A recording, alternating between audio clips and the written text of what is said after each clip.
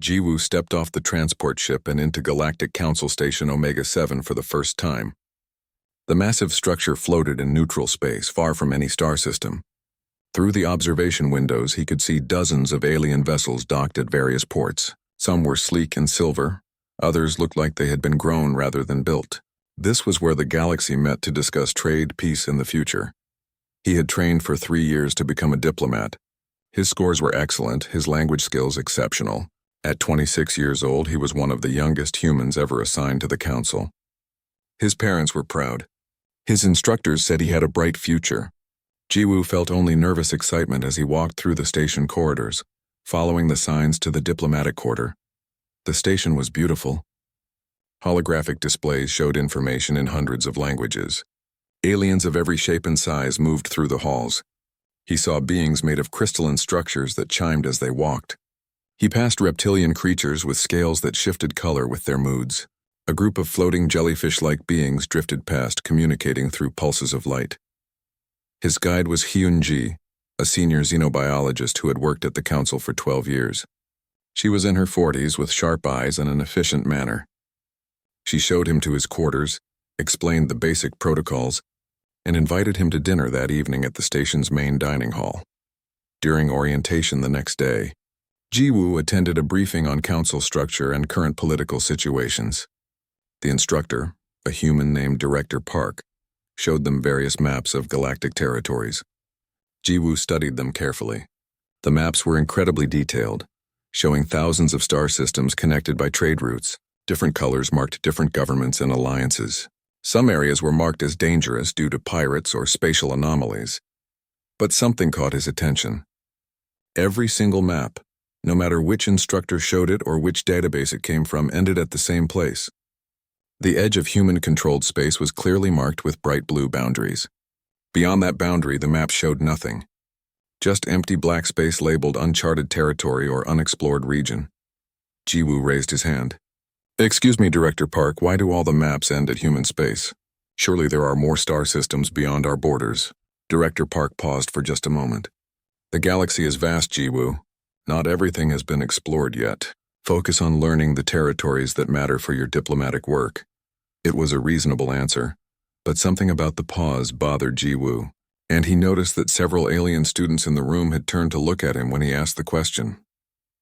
Their expressions were hard to read on non-human faces, but he sensed discomfort.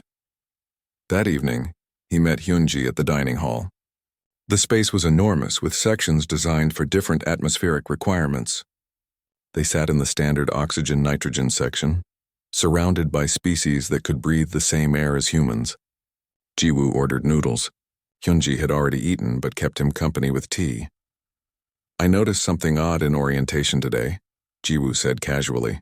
"All the galactic maps stop at our borders. Is that normal?" Hyun-ji's hand stopped moving toward her teacup. Just for a second. Then she smiled and picked up the cup smoothly. "The galaxy is enormous. Cartography is expensive. Most species focus on mapping the regions they interact with. But why would they specifically stop at human space? Wouldn't some explorer want to see what's beyond? Some scientist or merchant?" "Jiwoo," Hyun-ji's voice was kind but firm. "You're new here. Focus on learning your duties. There are thousands of things to master before you start worrying about empty space beyond our borders." He nodded and changed the subject, but as he talked about other things, he noticed something else. The dining hall had grown quieter when he raised his voice asking about the maps. Aliens at nearby tables had stopped their conversations. Some had turned to look. Now they were slowly returning to their meals, but the atmosphere felt different. Over the next week, Jiwoo threw himself into his work. He studied trade agreements and cultural protocols. He learned which species found eye contact rude and which found the lack of it insulting. He memorized the complex web of alliances and rivalries that shaped council politics. But in his free time, he found himself returning to the station's public archives. He searched for exploration records. The database showed thousands of scientific expeditions launched by various species over the past century. They had explored nebulae, studied black holes, discovered new forms of life on distant worlds. But when he filtered the results to show expeditions that requested passage through human space, the results came back empty. 0 expeditions, 0 requests. That seemed impossible. Human space bordered at least 6 major civilizations. None of them had ever asked to pass through to explore what lay beyond. Not once in 70 years since humanity joined the Council. He searched for trade route proposals, nothing. Defense, surveys, nothing. Even simple astronomical observations of the space beyond human borders, nothing. Jiwoo requested access to historical council records. He found the archivist, an insectoid named Krovan, working in a quiet section of the station. Krovan's species had forearms and compound eyes that reflected light in rainbow patterns. His mandibles clicked softly as he worked at a terminal. "Excuse me," Jiwoo said politely. "I'm researching historical exploration patterns. Could you help me find records of expeditions planned for the regions beyond human-controlled space?" Krovan's mandibles stopped clicking. All 4 hands froze above the terminal. "Those records are classified." "Classified?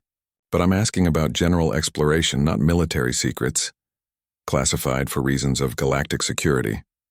Krovan's voice was flat. His compound eyes wouldn't meet Jiwoo's. "I cannot help you. Please leave." Jiwoo left, more confused than ever. What did exploration beyond human space have to do with galactic security? His first full council session was held in the Grand Chamber, a vast spherical room where representatives from hundreds of species gathered to discuss policy. Jiwoo sat in the junior diplomat section, mostly there to observe and learn.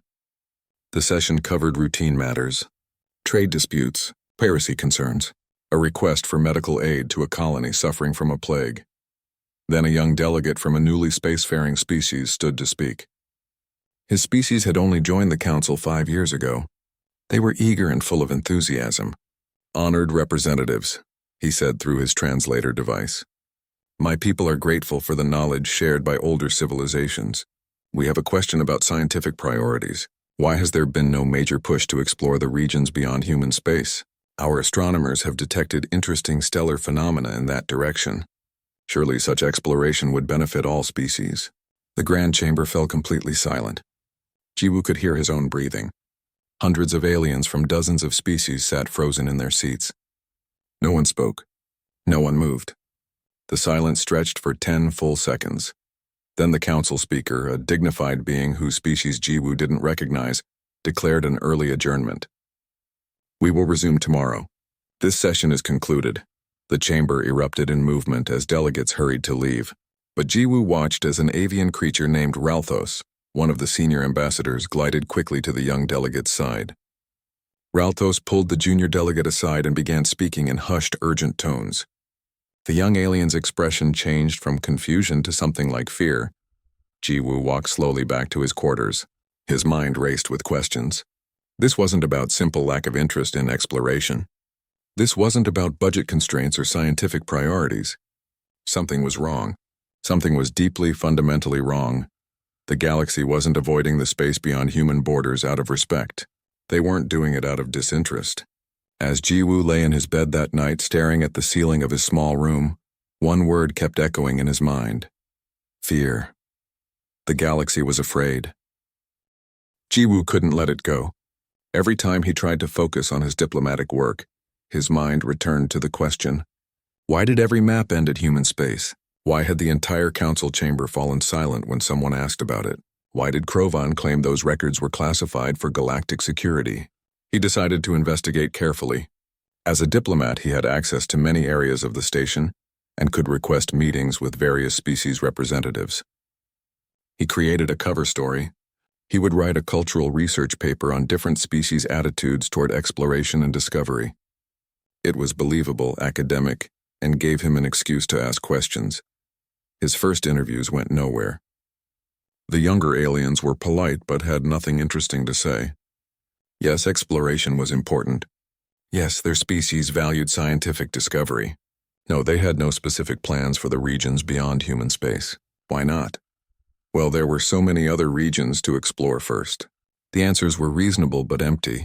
Then he started interviewing older aliens, the ones who had been alive when humanity first joined the Council 70 years ago. Their reactions were different. A reptilian merchant he spoke with became visibly uncomfortable when Jiwoo mentioned humanity. Her scales shifted to dark colors. She cut the interview short, claiming she had urgent business. An elderly amphibian scientist agreed to meet him but refused to discuss anything related to human history. I study geology, young man. Ask me about rocks, not politics. But when Jiwoo persisted with gentle questions, the scientist's hands began to shake. He ended the meeting and never responded to Jiwoo's messages again. Jiwoo noticed a pattern. Fear. The older aliens showed clear signs of fear when certain topics came up. Not anger, not annoyance, but genuine fear. Their bodies betrayed them even when their words stayed neutral. He needed to talk to humans who might know more. Through station gossip, he learned about Taiyang, a cargo ship captain who had been running goods along the border regions for years. Taiyang was known for taking contracts other captains avoided. He had a reputation for reliability and discretion. Jiwoo found him in one of the station's cantinas, a dimly lit place where ship crews gathered to drink and trade stories. Taiyang was in his 50s with weathered features and the muscular build of someone who did his own loading work. He sat alone at a corner table, working on a tablet while he drank something amber-colored. Captain Taiyang, my name is Jiwoo. I'm a diplomat here. Could I buy you a drink and ask you some questions? Taiyang looked him up and down. Diplomat, huh? You're young. What do you want to know? They talked for a while about safe topics, trade routes, cargo regulations, station politics. Jiwoo waited until Taiyang seemed relaxed before asking his real question. I've noticed something odd. Alien ships seem to avoid human vessels in space. More than just normal safety distance. Is that true? Taiyang's expression changed. He set down his drink carefully. You're asking dangerous questions, kid. I just want to understand why. What good does understanding do? But Taiyang sighed and continued. Yeah, it's true. Alien ships give us wide berth. Sometimes they'll alter their course at huge fuel cost just to avoid passing near a human vessel, even in neutral space. Even when we're clearly marked as civilian traders. Why? Because they're scared, Jiwoo. They're absolutely terrified of us. And you know what? Maybe they should be. Taiyang leaned forward. You want my advice? Stop digging. Stop asking questions. There are things that were buried for good reason. Leave them buried. What things? What happened? But Taiyang just shook his head and refused to say more. He finished his drink and left. Jiwoo sat alone, feeling more confused than ever. He needed to see the border for himself. Jiwoo submitted an official request to tour human border territories, claiming it would help him understand the security concerns that came up in council discussions. To his surprise, the request was approved within 2 days.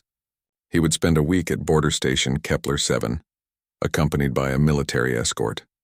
His escort was Dae-ho, a major in the Human Defense Forces. Dae-ho was quiet, professional, and watched everything with sharp eyes.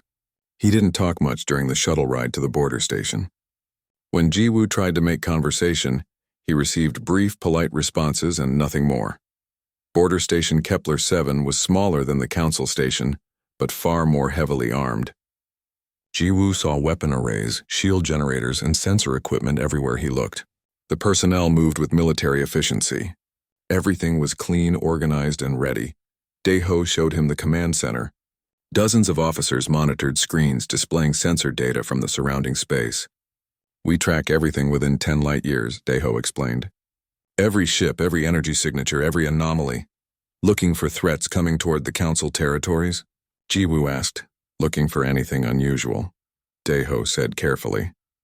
Jiwoo studied the displays. Most of the sensors pointed outward, away from galactic civilization, toward the empty space beyond human territory. These defenses weren't designed to stop an invasion from the council species. They were watching for something else, something from the other direction. On his 3rd day at the station, alarms suddenly blared. Red lights flashed. Jiwoo jumped up from where he had been reviewing supply reports. Dae-ho was instantly alert, speaking into his communicator. What's happening? Jiwoo asked. Unauthorized vessel in human space. Follow me. They ran to the command center. On the main screen, Jiwoo saw a small alien merchant ship. It was broadcasting distress signals. Navigation failure, an officer reported. They accidentally crossed the border. Civilian vessel, no weapons, crew of 4. The response was overwhelming. 3 human warships appeared on the sensors, moving at incredible speed. Within minutes, they had surrounded the alien vessel. Their weapons were active and locked on target. Jiwoo watched the communication channel. The alien captain was transmitting frantic apologies. His voice shook with terror. "We mean no harm. Navigation malfunction, please. We're leaving immediately. Please don't fire." The human ships held position, weapons hot until the alien vessel had retreated well beyond the border. Only then did they stand down. The entire incident lasted less than 10 minutes, but Jiwoo felt shaken by the raw fear in the alien captain's voice. "That's standard border protocol," Daeho said calmly. "Any unauthorized entry is treated as a potential threat." He was terrified. "He thought you would kill him. He crossed a restricted border. He's lucky we identified his malfunction quickly." Daeho's expression didn't change. The protocols exist for good reasons. That night, Jiwoo couldn't sleep. He kept thinking about that alien captain's voice. That wasn't the fear of legal punishment or fines. That was the fear of death. The fear of something much worse than bureaucratic consequences. He remembered Hyunji mentioning someone once, in a casual conversation weeks ago. An old reptilian trader named Velshara, who had been working in this region for over a century. Jiwoo used the station's communication system to track her down. She was currently docked at a trading post 2 days' travel away. He lied to Daeho, saying he wanted to observe normal commercial operations at a nearby post. The request was approved. They traveled on a regular supply shuttle. The trading post was rough and crowded. Ships of all types came here to exchange goods beyond official oversight. Jiwoo found Velshara's berth and knocked on the hull. After a long wait, an ancient reptilian face appeared at the door. Her scales were faded with age. Her eyes were cloudy but still intelligent. "I don't talk to officials," she rasped. "I'm not here officially. I just want to understand, please." Something in his voice must have convinced her. She let him inside. Her quarters were cramped but filled with interesting objects from a long life of trading. Holographic photographs showed her on dozens of different worlds. Shelves held strange artifacts and souvenirs. They sat on cushions on the floor. Velshara prepared some kind of hot beverage that smelled like flowers. For a long time, she said nothing. Then she began to speak. "I was young when humans came. Not young like you, middle-aged for my species, but young in experience." Her voice was distant, remembering. The galaxy was different then. The Dominion Empire controlled this entire region. Thousands of worlds. They were powerful. They thought they were invincible. What happened to them? The humans happened. Velshara's claws clicked against her cup. The Dominion found human colonies, thought they would be easy prey, sent fleets to conquer them. Those fleets never came back. Then human ships appeared at the edge of Dominion space. She stopped talking. Jiwoo waited, not wanting to break her concentration. 3 years. In 3 years, an empire that lasted for millennia was gone. Just gone, their fleets destroyed, their fortresses reduced to debris, their slave worlds liberated. And we watched it happen, all of us, every species in the region. We watched the humans move through Dominion space like a storm. And then it stopped. The humans took the territory that had been the Dominion. They offered peace to everyone else. They joined the council. They acted like civilized beings. Velshara finally looked directly at him. But we remembered. We all remembered what we saw. The speed, the power, the absolute efficiency of their warfare. Jiwoo returned to Council Station Omega 7 knowing more than before but understanding less. The Dominion Empire had fallen 70 years ago. Humanity had destroyed them in 3 years. But that didn't explain the map's ending at human borders. It didn't explain why no one wanted to explore the space beyond. What was out there that made everyone so afraid? He barely noticed the woman following him until she stepped into his path in a quiet corridor. She was human, maybe 40 years old with cold eyes and a professional manner.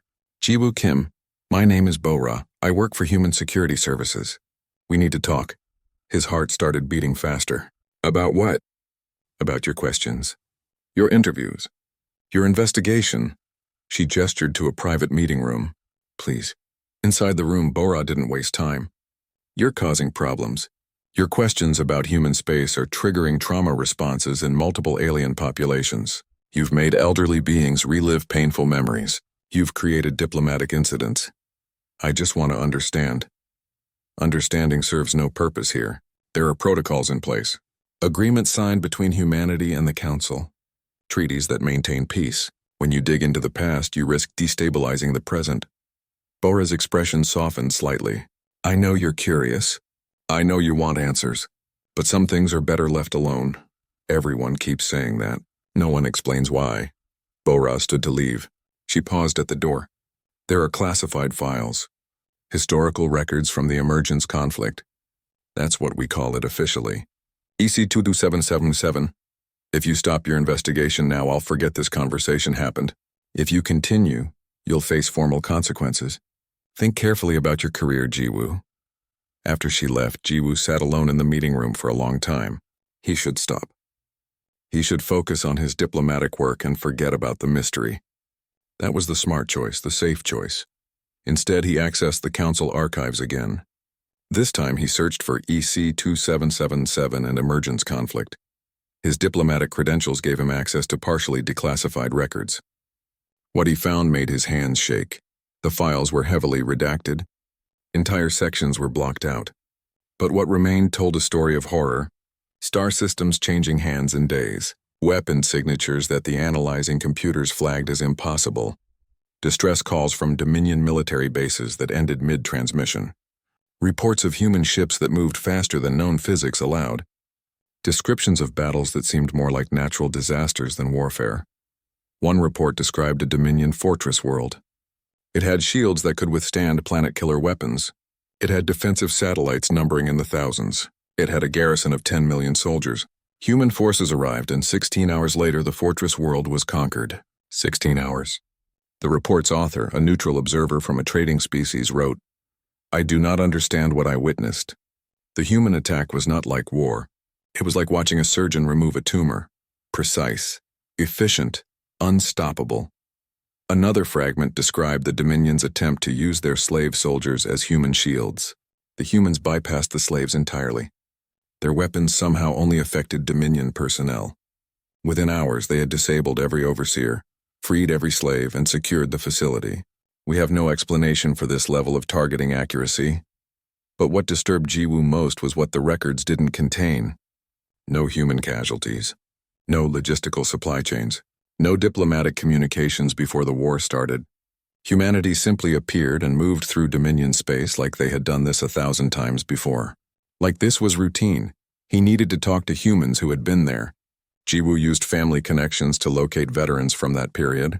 Most refused to speak, but he finally found one willing to meet. Sungmin, 94 years old, living in a quiet retirement colony on Earth. Jiwoo took leave from his diplomatic duties, claiming family reasons. He traveled to Earth, something he hadn't done in 2 years. The retirement colony was beautiful, with gardens and peaceful walking paths. Sungmin lived in a small house overlooking a lake. The old man invited him in. Sungmin moved slowly, but his eyes were clear and sharp. "You're not the first young person to ask me about the war, but you're the first who's been persistent enough that I'll actually talk." They sat on a porch watching the sunset. Sungmin brought out tea. For a while they just sat in silence. Then the old man began to speak. "You want to know about the emergence war, about how we destroyed the Dominion, but you're asking the wrong question. You should be asking where humanity came from, what we were before we arrived in this region of space. So where did we come from? Somewhere else. Somewhere far from here. We didn't evolve on Earth, Jiwoo. Earth was a refuge, a new home. We came from beyond the territories you see on those maps." Sungmin's voice was steady but sad. "We were refugees, survivors. We came here hoping to find peace. The Dominion found our colony worlds and decided we would make good slaves. They sent fleets. And you destroyed those fleets. We did what we had to do, what we knew how to do." Sungmin stared at the lake. The Dominion thought they were teaching us a lesson. They didn't understand. We had already learned every lesson the universe could teach. We had survived things that would have destroyed their empire 100 times over. What things? I can't tell you that. It's classified at the highest level. But I can tell you this. When the Dominion attacked us, we weren't explorers who learned to fight. We were warriors who had learned survival. There's a difference. He turned to look at Jiwoo. "We tried peace first. We offered them peace. They laughed and sent more fleets. So we reminded them what humanity had become in the dark places beyond their maps. The records say you won in 3 years. We could have done it in 3 months. We took 3 years because we were trying to minimize casualties, trying to save the slaves they used as soldiers, trying to preserve infrastructure we could use later. If we had fought the way we fought in the dark, the war would have been over in weeks, but there would have been nothing left to save." Sungmin closed his eyes. "The galaxy fears us because they saw us being gentle. They have no idea what we're really capable of. Jiwoo wanted to ask more, but Sung-min was tired. They talked of other things for a while, then Jiwoo left. But the old man's words stayed with him. Humanity came from somewhere beyond the maps. They were refugees, not conquerors. But refugees from what? Back on the council station, Jiwoo made contact with a network he had heard whispers about. Former slaves liberated when humanity destroyed the Dominion. They had their own underground communication channels, their own communities. Through careful messages, he found someone willing to talk. Thexler, a being from a species Jiwoo didn't recognize. They agreed to meet at a neutral location, far from official oversight. Thexler was thin with 6 limbs and skin that shimmered like oil on water. They communicated through a translator device. I was a labor slave in the processing centers. We refined minerals for the Dominion war machine. The work was brutal. Many died. And then humans came. No warning. The human ships appeared in orbit. The Dominion garrison tried to fight. It was over in 3 hours. The processing center's defenses just stopped working. Every Dominion soldier simply collapsed. Not dead, just unconscious. Then human soldiers came. They moved through the facility systematically, waking us up, removing our control collars, bringing medical supplies. They freed you. Yes, but that's not what haunts me. Texelor's translator carried a tone of deep unease. It was how they did it. No hesitation, no confusion. They knew exactly where every slave was. They knew exactly where every Dominion overseer was. They had perfect information, and they moved like they had done this 1,000 times before. Like freeing slaves from processing centers was routine work for them. Maybe they're just good at warfare. No, you don't understand. Thexelor leaned forward. They were good at specifically this kind of warfare. Precision liberation. Targeted elimination of oppressors. Protection of the innocent. It wasn't like they learned these tactics fighting the Dominion. They already knew them perfectly. Someone had to teach them. Something had to force them to develop these exact skills. Jiwoo felt cold. What do you think taught them? I don't know. I don't want to know. Because whatever it was, it must have been worse than the Dominion. Much worse. The Dominion were brutal slavers. But humans fought them like they were a minor nuisance. Like they were dealing with children playing at evil. What kind of enemy would you have to face to make the Dominion seem small by comparison? That night Jiwoo couldn't sleep. He lay in his quarters, thinking about everything he had learned. Humanity came from beyond the maps. They arrived as refugees but fought as experienced warriors. They destroyed an empire in 3 years while trying to be gentle. They moved with precision that suggested extensive practice against even worse enemies. What was out there in the dark? What had humanity survived before they came to this region of space? And why did they work so hard to make sure no one went looking for answers? He pulled up the galactic maps on his terminal. He stared at the blue line marking human borders. Beyond it, nothing but empty black-labeled uncharted territory. But it wasn't uncharted to humans. They knew what was out there. They knew exactly what was out there. Jiwoo had reached the end of what official channels could tell him. Every document was redacted. Every veteran stayed silent about the important details. Every alien who remembered showed only fear. The wall of secrecy was absolute. But then he received an encrypted message from an unknown sender. I've been watching your investigation. I have information. Meet me at coordinates attached. Come alone. Delete this message. He should have reported it to BORA and Human Security. He should have ignored it completely. Instead, Jiwoo took a transport to the coordinates, a small scientific outpost on the edge of human territory. The woman who met him introduced herself as Yoonji. She was maybe 50, with sharp features and eyes that looked like they never missed anything. I'm a scientist. I've spent 20 years studying the restricted zone beyond our borders. Unofficially, of course. Why are you contacting me? Because you're asking the right questions. And because I'm tired of the lies. Yoonji pulled up holographic displays showing complex data. I've been analyzing long-range sensor readings from the space beyond human borders. Very subtle readings that most people would ignore. But I found something. Energy signatures consistent with massive structures. Radio signals in patterns that suggest artificial origin. Old signals faint, but they're structures? You mean alien civilizations? I mean ruins. Dead civilizations? Many of them. Yoonji's expression was grim. I've tracked at least 40 distinct energy signatures, all consistent with advanced technology, all inactive. Someone built massive structures in that region of space, and then those structures went silent. How do you know they're ruins and not just dormant? Because I've compared the decay patterns. Some of these structures are thousands of years old. Some are older. They died at different times, but they all died. She looked at him steadily. I'm planning an unauthorized expedition into the restricted zone. I need someone with diplomatic credentials who can provide cover if we're caught. Will you help? Jiwoo should have said no. This was insane. This was career-ending. This might be dangerous, but he heard himself say yes. Over the next week, Yoonji assembled a team. Hyunji joined them after Jiwoo convinced her the truth mattered more than protocols. She had been carrying guilt for years about knowing fragments of humanity's secrets. Taeyang, the cargo captain, revealed his mysterious past. He had served in long-range reconnaissance during the Emergence War. I knew you'd end up here eventually, he told Jiwoo.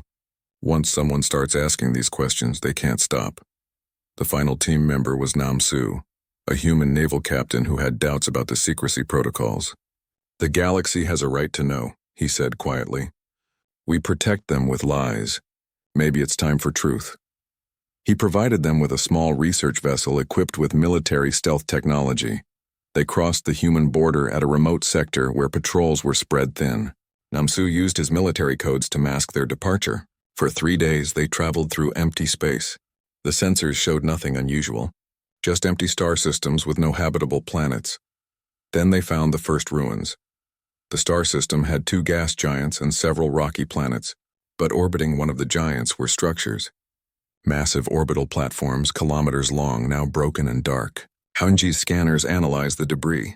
The materials are advanced but not beyond current galactic technology. Whoever built this achieved fusion power and basic space travel. This civilization was maybe at the level of the Dominion at its peak. What happened to them? Jiwoo asked. Look at the damage patterns. Hyunji pointed at the detailed scans. This wasn't natural decay. These structures were destroyed. Deliberately, systematically. They moved deeper into the restricted zone. The second system they found was worse. One of the planets showed continents scarred by massive impacts. Cities that once held billions were now just radioactive glass. The oceans had boiled away. The atmosphere was toxic. Something had sterilized this world completely. How old is this? Nam-soo asked quietly. 3,000 years, approximately, Yoonji said. This civilization died 3,000 years ago. But they weren't primitive. The ruins suggest they had space travel, advanced computers, possibly even early faster-than-light technology. The third system had no planets at all, just asteroid fields and debris. But the composition of the debris was wrong. These aren't natural asteroids, Taeyang said, studying the sensor data. These are fragments of planets. Someone shattered them deliberately. System after system showed the same pattern. Dead civilizations, some destroyed recently by galactic standards, maybe 500 years ago. Some so ancient their ruins had eroded to dust. Different levels of technology. Different architectural styles. Different species. But all destroyed. We're traveling through a graveyard, Yoonji whispered. This entire region is a graveyard. Look at the trajectory, Yoonji said. The oldest ruins are deeper in. The newer ones are closer to human space. Whatever destroyed these civilizations was moving outward, coming from somewhere in the galactic core, moving toward the region where the council species live now. And humanity's territory is right in the path, Jiwoo realized. They found a beacon in the 7th system. It was still functional, powered by some kind of ancient energy cell that hadn't died in millennia. Yoonji carefully accessed its data. The beacon began broadcasting a message. The translation systems identified hundreds of languages, most unknown to current databases. But the message was simple. It repeated in every language over and over. They came from the core, they cannot be stopped. Run. Save yourselves. They came from the core. They cannot be stopped. Run. The team sat in silence, listening to the desperate warning from a long-dead civilization. How old is this beacon? Nam-soo asked. Yoonji checked her instruments. Her hands were shaking. 12,000 years. This beacon has been broadcasting its warning for 12,000 years. Jiwoo felt dizzy. 12,000 years of death. 12,000 years of civilizations rising and falling and being destroyed by something coming from the galactic core. And humanity had come from that direction. Humanity had traveled through this cemetery of dead worlds. We need to go deeper, Yoonji said. We need to see what's at the core of this. No, Taeyang said sharply. We've seen enough. We need to leave now. But Yunji was already plotting a course deeper into the restricted zone. Just a little further. We need to understand. They traveled for 2 more days. The ruins became older and older. Some of the structures they found seemed impossibly ancient. Civilizations that had died so long ago that their very stars had changed. Then their sensors detected something new. Energy signatures still active. Not ruins. Something alive. Multiple contacts, Namsu reported, his voice tight. Large objects. Very large. Moving slowly but deliberately. They're not approaching us, but they're active. Show me, Yunji demanded. The sensors painted a picture of massive structures. Not ships exactly. Not stations. Something else. They were kilometers long, complex and giving off energy signatures that didn't match any known technology. And they were moving in patterns. Searching patterns, they're looking for something, Yunji said quietly, like they're scanning the space around them. How far away are they? Jiwoo asked. 30 light years. But there are more signatures further in. Dozens of them. Maybe hundreds. All following similar search patterns. Namsu's hands moved over the controls. We need to leave. Right now. What are they searching for? Jiwoo asked. Maybe they're searching for whoever made it through their territory. Taeyang said grimly. Maybe they're searching for humanity. The team stared at the sensor readings. Those massive structures were still active after thousands of years. Still searching. Still hunting. And they were in the space between humanity and the rest of the galaxy. Now you understand, Taeyang said. Humanity didn't just fight the Dominion. Humanity fought its way through this. Through whatever created this graveyard. And we made it out the other side. But they're still here. Still active. Still looking. Namsu didn't wait for discussion. He engaged the stealth systems and turned the ship around. Full speed back to the border. We've seen enough. As they ran, Jiwoo couldn't stop looking at the sensor displays. Those massive alien structures were still out there. Still searching. Still waiting. Humanity had somehow survived passing through their territory. But they were still there. And if they ever found humanity again, if they ever followed humanity back to this region of space, this is what we're protecting, Namsu said quietly. This is why we stand guard at the border. Why we don't let anyone through. Why the maps end at our space. We're not keeping secrets. We're keeping them safe. The whole galaxy. We're keeping them safe from what's still out there in the dark. The research vessel crossed back into human territory 4 days later. Alarms immediately sounded. They were surrounded by military vessels within minutes. But instead of weapons fire, they received a transmission. Stand down. Proceed to designated coordinates. High Chancellor So-hyun wishes to speak with you. Jiwoo looked at his team. They had found the truth. But he suspected the real truth was about to be revealed. Take us to Earth, Namsu transmitted back. We're ready for answers. The military escort took them directly to Earth, not to the public diplomatic centers or the council embassy. They landed at a secure facility deep beneath the Swiss mountains in tunnels that went down for kilometers. Jiwoo and his team were separated, debriefed individually, then brought together in a conference room that felt more like a bunker. High Chancellor So-hyun entered without ceremony. She was in her 60s with gray hair and eyes that had seen too much. She carried herself with the weight of enormous responsibility.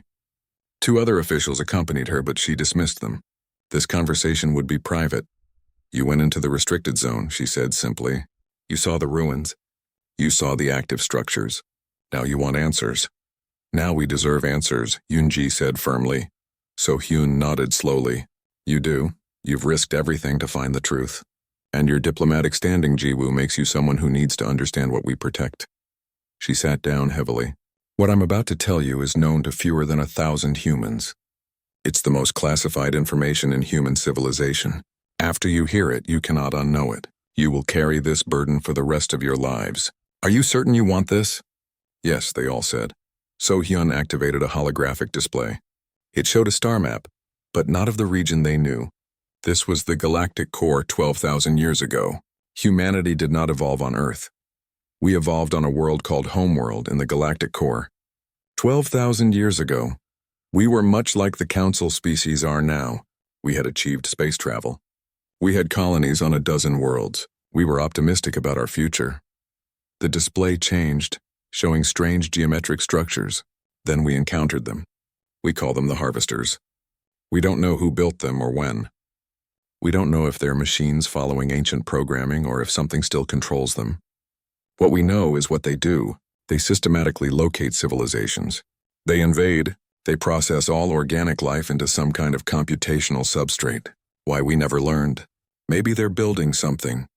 Maybe they're serving some long-dead master's purpose. Maybe they're just following instructions that have outlived their meaning. The display showed world after world falling. The war lasted 8,000 years. 8,000 years of continuous warfare. Humanity fought and adapted and survived. We built weapons that could destroy stars. We developed technology that seems like magic. We learned to fight an enemy that never tired, never negotiated, never stopped. We couldn't defeat them. They were too vast, too ancient, too powerful, but we learned to survive them. So Hyun's voice was flat, emotionless as she described horrors beyond imagination. We became hard. We sacrificed things we can never reclaim. Our culture, our diversity, our innocence.